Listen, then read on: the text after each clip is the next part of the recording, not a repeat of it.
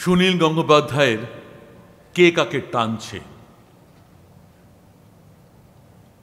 শিমলেপাড়ার ছেলে নরেন যাচ্ছে দক্ষিণেশ্বরে।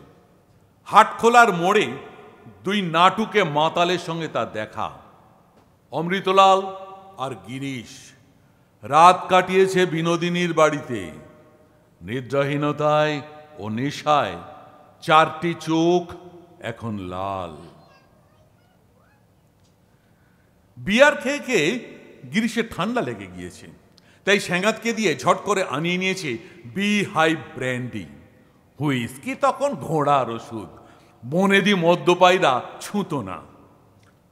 রাজনারায়ণ দত্তের ছেলে কেরেস্তান কবি মধুর দেখা দেখি সিগারেট খাওয়া ইদানিং ফেশিয়ান হয়েছে। অমৃতলালের ঠোঁটে সেই আগুন, গিরিশের ঠোঁটে পান। নরেনকে দেখে হৈ হৈ করে উঠল দুজন। গিরিশ খপ করে তার হাত চেপে ধরে বলল, আরে আরে, এত হন নিয়ে চললে কোথায় বয়া? ডোমরের ফুলটি হয়েছ, আর দেখাই পাইনি, আজ পেয়েছি, আর ছাড়ছি নিকো। চলো ফিরি, বিনির বাড়ি যাই, তোমার গান শুনবো। দেবেন ঠাকুরের ছোট ছেলের গানও শুনছি গাইছো আজকাল। কেমন সে গান? রসের টইটুম্বুর না ধর্মে মাখো মাখো? খানিকক্ষণ হাস্য পরিহাসের পর নরেন বলল, এবার হাত ছাড়ো গিরি, যাচ্ছি দক্ষিণেশ্বরে, এখন সময় নেই। গিরিশ ঠোঁট উল্টে অবজ্ঞার সঙ্গে বলল, সেই পগলা ঠাকুরটার কাছে কি দেয় তোকে? চাকরি বাকরি দেবে? সংসারের অভাব অনটন জ্বালা যন্ত্রণা দূর করবে? ওসব ঢের দেখেছি ভায়া, বুঝলো কি? ছাড়ো, সুসময় অযথা বয়ে যেতে দিও না।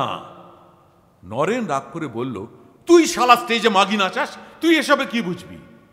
গিরিশ প্রমত্ত কণ্ঠে বলল, কি আমি বুঝবো না? চৈতন্যদেবের নামে পালা নামাচ্ছি, দেখবি কেমন ফাটায়। ভক্তির বন্যা বইবে, অডিয়েন্স কান্নার সমুদ্রে ভাসবে। চল, মহলা দেখবি, আজই তোকে আমার চাই। নরেন বলল, তুই চল দক্ষিণেশ্বরে, তোকেও আমার চাই। গিরিশ নরেনকে টানছে বিনোদিনীর দিকে, মঞ্চের ফুটলাইটের দিকে। নরেন গিরিশকে টানছে গঙ্গার উত্তর কূলে, পঞ্চবটির প্রাঙ্গণে।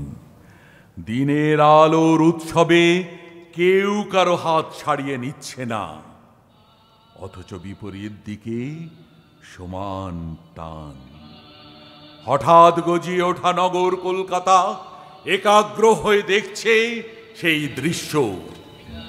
একদিকে মোহময়ী মুক্তি, অন্যদিকে ত্যাগ ও পরার্থপ্রিয়তা।